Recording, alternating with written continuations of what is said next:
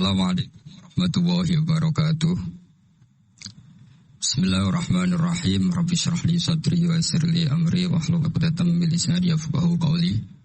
Allahumma shalli wa sallim wa barik ala sayyidina Maulana Muhammadin wa ala alihi washabihi ajmain. Amma ba'du.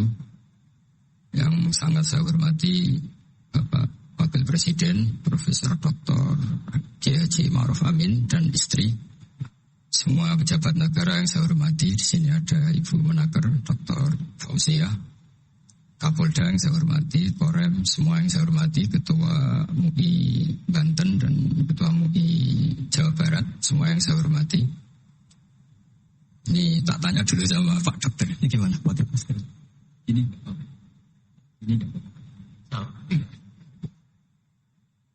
Bismillahirrahmanirrahim.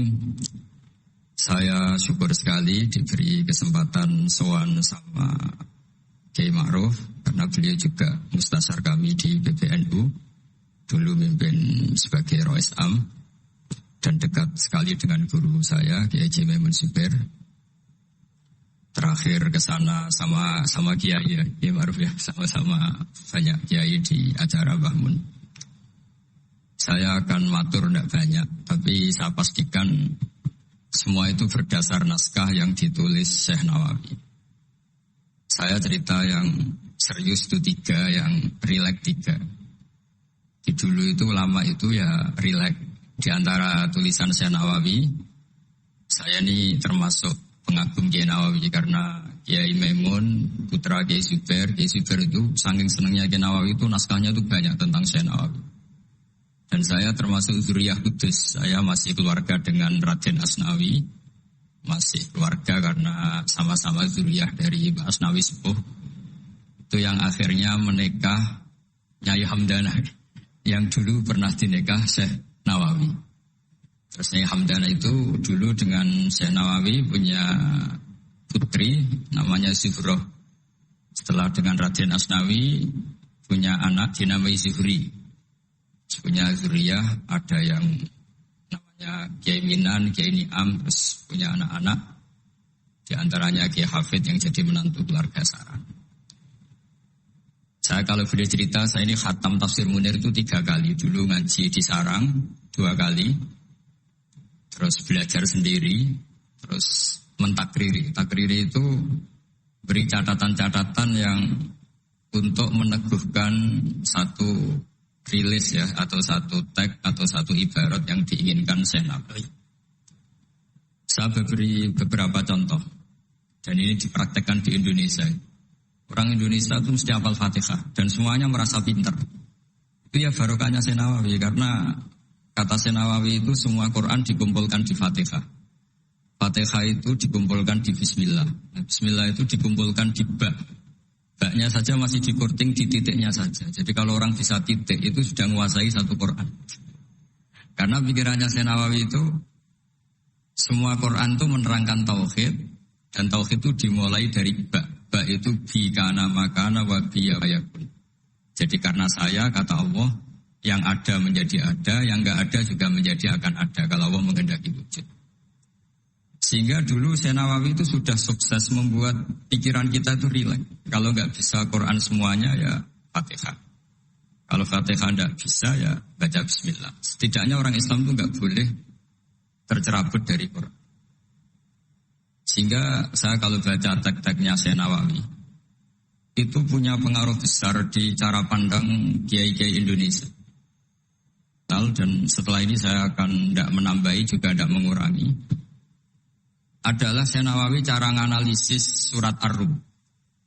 Di Indonesia itu menerima faham beragama, tapi tidak menerima faham ateis.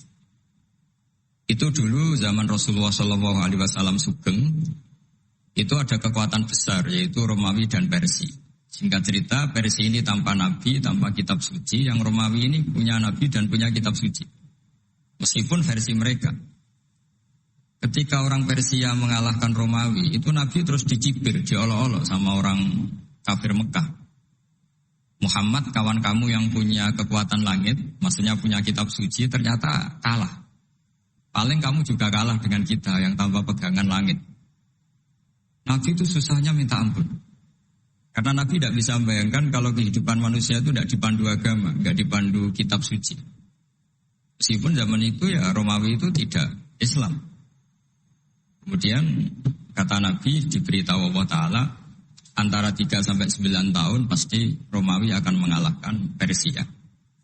Dan itu nggak dianggap kemenangan Romawi mengalahkan Persia, tapi menangnya ahli kitab, orang yang berpegangan kitab suci mengalahkan orang yang tidak berpegangan kitab suci.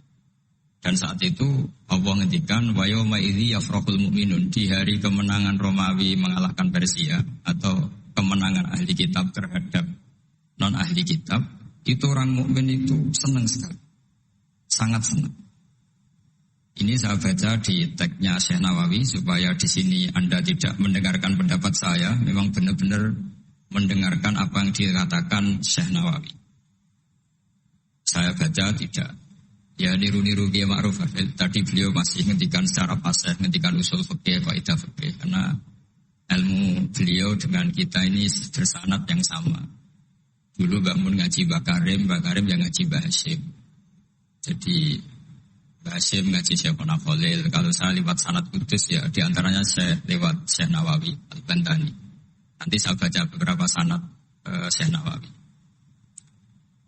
Kata Syekh Nawawi Al-Bantani beliau ngendikan wa yauma idzi yafrahul mu'minuna bi nasrillah wa yauma idzi yaghlibur rumu ala farisa yafrahul mu'minuna bi taghlibillah man lahu kitabun ala man la kitabalah wa yafrahuna bi walabatihim al-musyrikin bi badrin. Jadi bangsa Indonesia itu terbiasa berkawan sama orang yang beragama, tapi tidak biasa berkawan dengan orang-orang yang tidak beragama. Itu karena Imam Nawawi mengatakan, Syekh Nawawi, wa naktubu maqaddamu wa atharuhum, pikiran besar Syekh Nawawi adalah ketika orang Romawi mengalahkan Persia, itu cara berpikir Imam Nawawi itu mengalahkannya orang yang berkitab, mengalahkan yang tidak berkitab. Jadi ini bukan pendapat saya, juga bukan pendapat siapapun, tapi murni saya baca teks yang dari Syekh.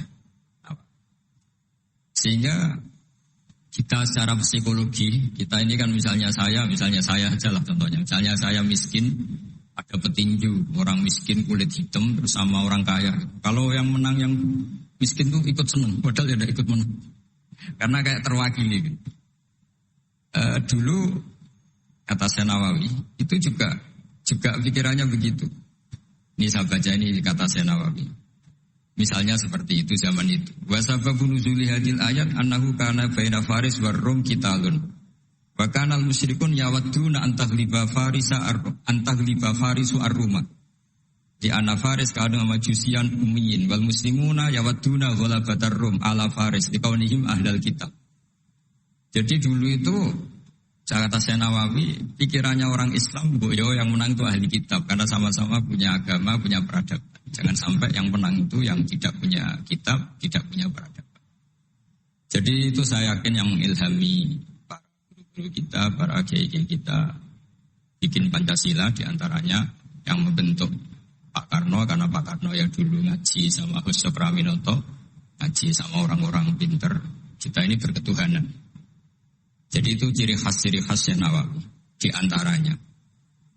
Kemudian beliau menganalisis kemenangan. Kemenangan itu ketika orang Islam sudah kuat.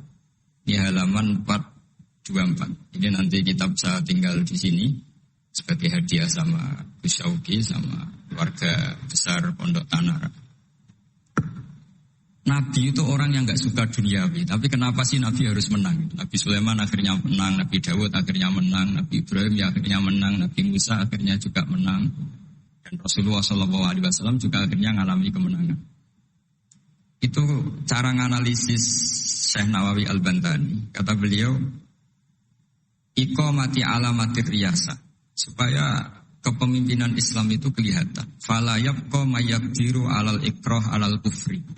Jadi kalau kita menang, baik secara politik maupun ekonomi atau kultur, setidaknya tidak ada lagi kekuatan manapun yang memaksa kita untuk menjadi kafir atau menjadi salah. Kita tahu misalnya di beberapa negara di Eropa, barokahnya orang Islam kaya, ya pemain bola dulu tuh kalau puasa susahnya bukan main. Gara-gara klubnya dibeli umat Islam itu malah cari tukang adzan di stadion itu karena yang punya sudah orang Islam. Itu contoh kekuatan ekonomi. Dulu kita mungkin ngalami pengajian itu kayak apa susahnya. Sekarang ketika banyak orang-orang yang dari dunia kiai cakep, sekarang ya nyaman. Jadi di antara alamatnya tamkinu hadatin adalah wala yumakkinanna lahum dinahumul ladir tadawalahum wala yubaddilannahum min ba'di khaufim amna. Ciri utamanya adalah tamkin fil ardh. Merasa beragama itu nyaman, tidak ada yang enggak. Di zaman itu Senawi sudah menganalisis kenapa sih Nabi harus menang. Kata beliau supaya la yabqa mayaqdiru alal ikrah alal kufri. Ini tafsir di ayat wa yahdiyaka siratan mustaqima ketika Syekh Nawawi menerangkan kenapa Nabi harus menang di halaman 424 surat Al-Fatah. Jadi itu sisi-sisi betapa Syekh Nawawi itu luar biasa. Terus menyangkut kiblat. Dulu ramai sekali di Indonesia kalau kiblat harus presisi betul, harus ditertibkan betul. Tapi ternyata masjidnya para wali dan para orang-orang soleh itu ya kayaknya asal madep mulon itu ada yang komentar itu kenanya Afrika atau Mesir entahlah. Tapi Imam Syekh Nawawi zaman itu ngendikan setelah beliau cerita presisi beliau ahli falak. Saya tahu banyak keahlian beliau falak karena saya punya kitab gurunya Syekh Nawawi. Namanya Syiarus Salikin, itu karangan guru beliau Syekh Abdus Somad. Itu kata beliau selain menukil pentingnya presisi kiblat, tapi beliau tetap menukil itu ngutip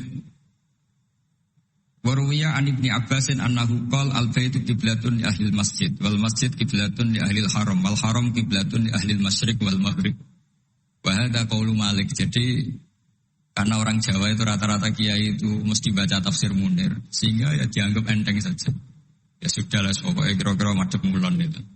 Karena kalau masjid dipresisikan detail, nanti pertanyaannya yang sudah mati-mati harus dipresisikan karena wajib madhep kiblat itu tidak hanya sholat, tapi juga orang yang sudah meninggal itu bisa ribet itu. Ya kalau yang mbahnya wali, jenazahnya masih utuh. Kalau yang enggak wali kan sekliwat itu karena sudah enggak ada bentuknya. Makanya dulu ada guyonannya kiai mau dipindah itu, utuhnya enggak boleh. Jangan, kalau mbah saya wali saya keren, jasadnya utuh. Kalau mbah saya enggak wali. Jadi ya, tapi apapun itu saya cerita betapa efek dari pikiran besar Syekh Nawawi itu mempengaruhi kita sehingga dulu masjid-masjid, musola-musola itu ya tetap hati-hati lah, tapi ya tetap saja ada longgarnya karena beliau tetap mengutip wal haram qiblatun lil adil masyriq wal maghrib. Jadi tidak hanya Mekah dengan makna Ka'bah atau dengan makna Masjid Haram, tapi semua tanah. Dan itu bisa 25 atau 20 kilo persegi. Kemudian ini biar benar-benar kholnya Syekh Nawawi. Jadi saya tidak cerita pikiran saya, tapi murni cerita Syekh Nawawi, murni cerita Syekh Nawawi. Saya punya naskah banyak karena memang saya nekuni betul. Saya khatam, kalau nggak salah 3 kali saya khatam tafsir Munir. Ketika beliau menafsirkan fa inna hizballahi humul ghalibun. Ini favorit saya di Syekh Nawawi. Pasukan Allah itu pasti menang, ya. Pasukan Allah itu pasti menang. Tapi beliau dengan unik menjelaskan, ya ini supaya benar-benar Syekh Nawawi ya, tidak menambahkan, tidak mengurangi. Di halaman 278. Jadi ngaji pakai kitab itu untungnya 2. 1 mengutip, 2 terus gak usah mikir gitu. Jadi baru saya mikir nanti salah di depan Pak Wapres, di depan orang-orang pinter malah sakit atau goblok gitu. Jadi kalau nukil kan aman. Paling salah baca. Kayaknya enggak lah, saya pernah ngaji 3 kali. Kayaknya enggak. Tapi kalau misalnya salah ya enggak apa-apa. Bismillahirrahmanirrahim. Fa inna hizballahi humul ghalibun. Kata Syekh Nawawi, wa may yattakhidum saterusnya terus hum al-ghalibuna ala a'daihim bil hujjah fa innaha mustamirratun abadan amma bisolah daulah faqad dihulabun. Ini termasuk yang unik dari Syekh Nawawi. Kata beliau, Islam itu akan selalu menang secara argumentatif. Bu ada sekolah perbandingan agama, bu ada kajian agama. Asal yang dikaji Islam ya, bukan orangnya. Kalau orangnya ya macam-macam. Itu pasti argumentasinya itu meyakinkan karena hujjah bahwa Allah itu satu, bahwa kita harus berakhlak, kita harus meninggalkan narkoba, harus meninggalkan perzinahan.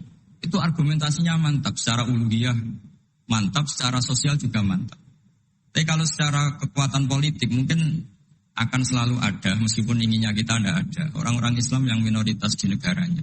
Atau dengan tanda kutip tertindas di negaranya. Zaman itu Senawi sudah ngendikan, yang pasti menang itu bil hujjah, fa innaha mustamirratun abadan. Ini di halaman 278. Amma bisollah wa daulah faqaduzatun. Kalau kekuatan struktural negara atau politik atau ekonomi, ya namanya hukum sosial ya kadang kalah. Dan itu dibuktikan secara lahir. Dulu Rasulullah itu pernah kalah di perang Uhud secara lahir. Ya karena itu fisik. Tapi kalau argumentasi logika Islam itu tetap kul falillahil hujjatul baligh. Logika Islam adalah logika yang kelima. Saya kalau didatangi beberapa dosen dari Jogja, saya sering cerita. Logika Islam yang paling kelima itu diantaranya saya sering memberi contoh. Ini misalnya saya megang kertas. Ini besi. Pasti orang itu bilang besi sama kertas itu kuat besi. Tapi Anda salah. Secara materi memang besi lebih kuat ketimbang kertas. Tapi masalahnya yang mengendalikan saya ingin menghancurkan besi sementara ingin menyimpan kertas. Artinya Islam itu mengajarkan kita itu kabeh biadillah. Apa artinya besi kalau di bawah rencana dihancurkan? Apa lemahnya kertas ketika rencananya diabadikan? Ini pentingnya Islam. Artinya apa? Ketika Islam bilang al-amru biadillah, itu tidak bisa ditawar. Meskipun apapun kekuatannya tetap menang Allah. Seperti tadi, saya megang besi sama megang kertas. Orang tak tanya pasti bilang kuat besi. Tapi kata saya, Anda keliru. Karena saya punya rencana menghancurkan besi, mengabadikan kertas. Artinya Islam itu mengajari tadi seperti yang dikatakan Kiai Ma'ruf, la haula wala quwata illa billah. Apapun ilmu kita harus digarisbawahi secara materi kuat besi, secara materi kertas lebih rentan. Tapi harus ditambahin. Tapi hakikatnya terserah yang mengendalikan. Dan di sini Islam mensifati Allah biyadihi malakutu kulli syai'. Ya terserah Allah. Jadi teori la haula wala quwata illa billah itu tidak perlu diperbandingkan atau diperbenturkan dengan teori usaha. Kalau ada penyakit ya kita usaha. Ada di kitab Ihya, di kitab Jawa itu diterangkan Nabi Musa itu pernah sakit karena beliau merasa dekat sama Allah itu gak berobat, tambah sakit, tambah dikasih nasihat. Para dokter tetap gak mau berobat. Akhirnya Allah sendiri yang ngasih tahu, udah kamu berobat saja. Bukankah terserah jenengan Gusti? Terus kata Allah, apa kamu mau bilang saya bikin sesuatu itu tidak ada gunanya? Masa Allah bikin jahit ditanya, apa betul Gusti ini menghasilkan badan? Saya tidak tahu. Saya bikin juga gak jelas. Kan gak mungkin seperti itu. Tetap kata Allah, fa'aina adu hikmati. Lalu hikmah saya bikin sesuatu dengan fungsi tertentu, lalu gunanya apa? Kalau semuanya tidak ada gunanya. Semenjak itu Nabi Musa percaya atau mau ikhtiar dengan obat. Tapi obat saja tidak cukup, tetap al-amru biyadillah. Saya sering kalau ngaji bilang, kita takut COVID, ternyata nyesau mati kita kecelakaan. Kita takut penyakit tertentu membunuh, ternyata mati kita kesetrum listrik. Tetap kita butuh tawakal.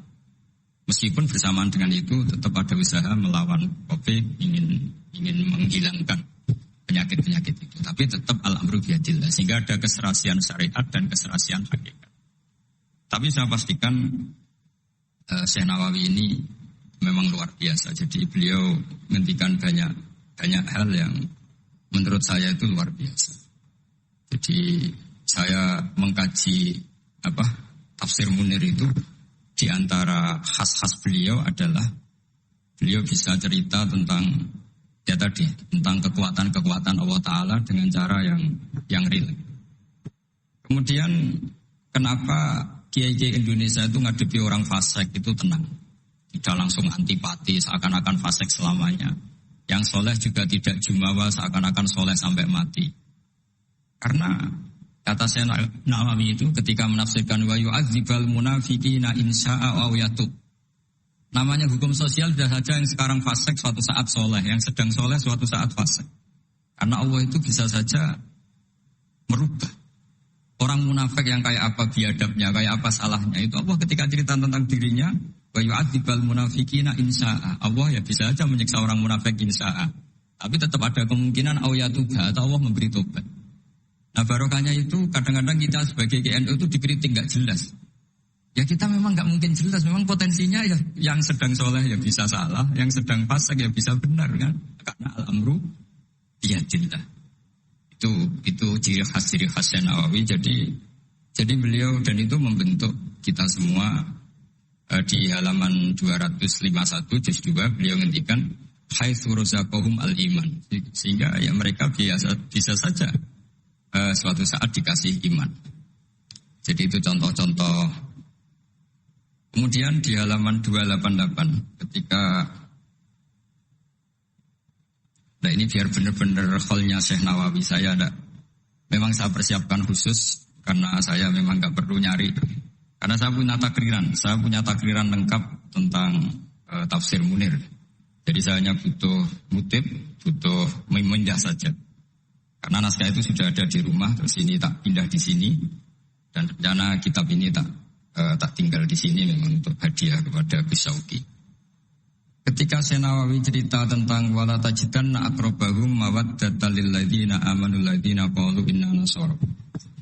Jadi suatu saat di komunitas yang kamu adepin itu kamu akan menemukan orang yang alyan. Alyan itu lebih rileks, lebih ya cara bahasa sekarang mungkin lebih simpati. Jadi orang Indonesia itu lebih simpati pada agama tertentu daripada yang lain. Misalnya kata Syekh Nawawi ngendikan waqad qala ba'duhum madzhabul yahud annahu yajibu alim isalu syarri ila man khalafahum fiddin. Terus ketika beliau cerita yang satunya wa aman nasara falaysa madzhabun dzalik balil idza haramun fi dinihim fa hadza wajhu tafawut. Jadi akhirnya orang Indonesia itu terbiasa dengan seperti ini, karena dulu Syekh Nawawi sudah bilang, jadi betapa Rasulullah itu lebih ingin yang menang itu yang masih punya agama. Jangan sampai yang nggak punya agama itu menang. Bisa dibayangkan kan, kita tahu misalnya di ilmu medis, kalau cloning itu dibolehkan itu kayak apa, manusia jadi uji coba. Jadi gara-gara kita masih beragama, apapun hebatnya teknologi cloning itu tidak serta-merta diadopsi atau diterapkan. Jadi itu sumbangan-sumbangan Syekh Nawawi pada kita dan yang membentuk kita. Terus ini yang terakhir di kitab Nasha'ihul Ibad. Jadi ini supaya benar-benar kholnya Syekh Nawawi. Di kitab saya halaman 112. Ini sekaligus penutup. Saya tidak akan matur banyak-banyak supaya nanti dikaji sendiri kitab-kitabnya Syekh Nawawi. Suatu saat orang yang tukang fitnah ya, atau yang suka, mungkin kalau sekarang suka gosip atau apalah, atau yang suka bikin berita yang enggak benar. Itu Syekh Nawawi menambahkan, ini kitab Nasha'ihul Ibad itu karangannya Ibnu Hajar al-Asqalani. Ibnu Hajar al-Asqalani itu gurunya Syekh Zakaria al-Ansori. Jadi Syekh Zakaria al-Ansori itu orang yang begitu alim alama sampai digelari Syekhul Islam. Itu beliau pinter itu karena bingung. Pernah ditanya, ya Syekh, kenapa Anda sepinter itu? Syekh Zakaria al-Ansori itu punya guru namanya Ibnu Hajar al-Asqalani. Beliau punya murid namanya Ibnu Hajar al-Haytami.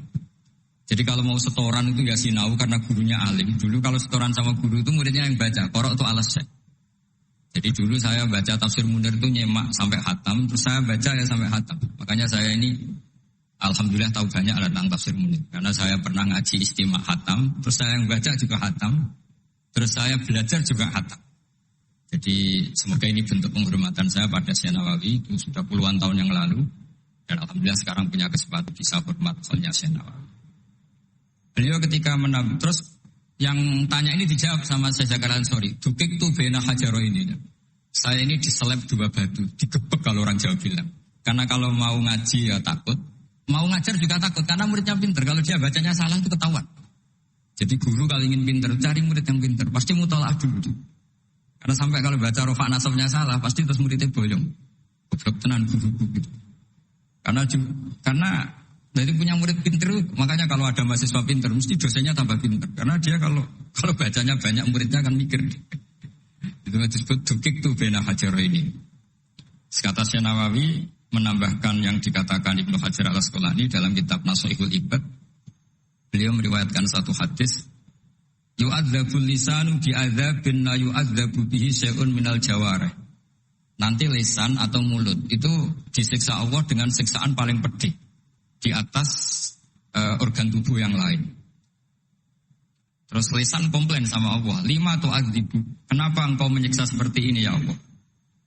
Terus dijawab, kharajat minka kalimatun balagot masyariqal ardi wa magharibaha. Fasufika bihad damul haram wa ukhidha bihal malul haram wa tuhika bihal farjul haram. Jadi lesan itu kalau kadung ngomong, itu orang yang harusnya disukai gara-gara dia provokatif atau menceritakan kebencian, orang benci semua. Yang orang harusnya dibenci karena perilakunya tidak menguntungkan bangsa dan negara atau tidak menguntungkan umat Islam, gara-gara dipoles sehingga dicintai. Jadi lesan itu bisa merubah segalanya. Jadi sekali dia punya kesalahan, kata Syekh Nawawi, sesuai riwayat yang beliau riwayatkan, dan beliau ngendikan itu ruwiyah, Nabi sallallahu alaihi wasallam, beliau ngendikan bahwa ini diriwayatkan dari Nabi, kharajat minki kalimatun balagot atau kharajat minka kalimatun balagot masyariqal ardi wa magharibaha. Fasufikat biha damul haram wa ukhidha biha al-malul haram. Jadi ini sumbangan-sumbangan Syekh Nawawi yang kemudian membentuk kita. Jadi saya ulang lagi, mungkin para pengkaji naskahnya Syekh Nawawi tolong dibaca surat Ar-Rum. Surat Ar-Rum belum kuat, masih di Mekah, dihimpit kekuatan besar, yaitu kekuatan Romawi dan Persia. Dan yang Romawi ahli kitab, yang Persia non ahli kitab. Dan orang musyrik itu non ahli kitab, jadi tidak berkitab. Ternyata Nabi ketika orang Faris menang, Nabi dicibir sama orang-orang musyrik bahwa nasib Anda yang katanya punya kekuatan langit, pasti nasibnya sama dengan Romawi. Tapi ternyata Allah akhirnya memenangkan Romawi, dan ketika Romawi yang menang, ini oleh Syekh Nawawi ditafsirkan kemenangan yang punya kitab Romawi. Tapi kemenangan yang berpegangan kitab itu lebih menyenangkan bagi umat Islam. Karena bagaimanapun yang punya kitab ini jauh lebih berperadaban, lebih beretika. Saya kira demikian karena mungkin waktu ya, dan tadi seperti yang dikatakan Kiai Haji Ma'ruf, mohon maaf sebanyak-banyaknya karena nggak bisa hormat Syekh Nawawi secara besar-besaran sesuai hak beliau sebagai orang yang sangat-sangat terhormat karena ngangkat nama besar Indonesia di kancah internasional. Terakhir saya tutup kata Mbah Maimun itu, ketika Andalusia kalah, padahal dulu melahirkan pengarang-pengarang kitab besar kayak Imam Qurtubi, Ibnu Malik, itu kata Mbah Mun, jika ganti Indonesia katanya, kata Allah itu nggak ridho kalau orang Islam di belahan sana kalah kecuali ada penggantinya. Katanya penggantinya itu Indonesia, kata beliau. Buktinya kita tidak berbahasa ibu Arab, tapi banyak melahirkan pengarang-pengarang kitab dengan al-fasohah fi nihayatil ulya. Karangannya Syekh Nawawi, Syekh Mahfud At-Turmusi itu punya tingkat fasohah yang setingkat bahasa aslinya.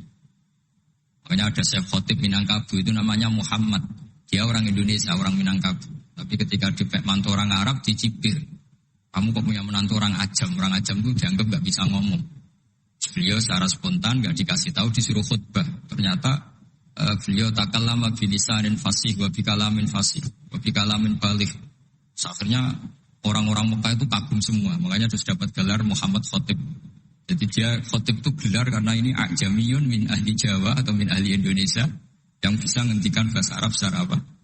Fasih. Jadi semenjak itu terus ada gerbong besar setelah Syekh Nawawi itu banyaklah, ada Abbas Soleh Darat, ada Syekh Ona Khalil, terus Top Kosania ada Syekh Mahfud, macam-macam, terus Top Kosalisa ada Mbah Hashim, ada Mbah Wahab, ada Raden Asnawi dan seterusnya dan seterusnya. Semoga kula jenengan termasuk orang-orang yang mencintai beliau, karena sanad saya tadi saya matur sama Kiai Haji Ma'ruf. Memang sanad Qadiri itu dulu dari sini, dari kakeknya Mbah Ma'ruf, dari Mbah Karim. Saya juga tahu itu karena sering dikasih tahu para mursyid thariqah. Dan itu tadi kita sempat baca di Bahjatul Wasail, memang beliau itu Al-Qadiri, jadi apa, Asy-Syafi'i madzhaban wal Qadiri apa, thariqatan. Mohon maaf. Assalamualaikum warahmatullahi wabarakatuh.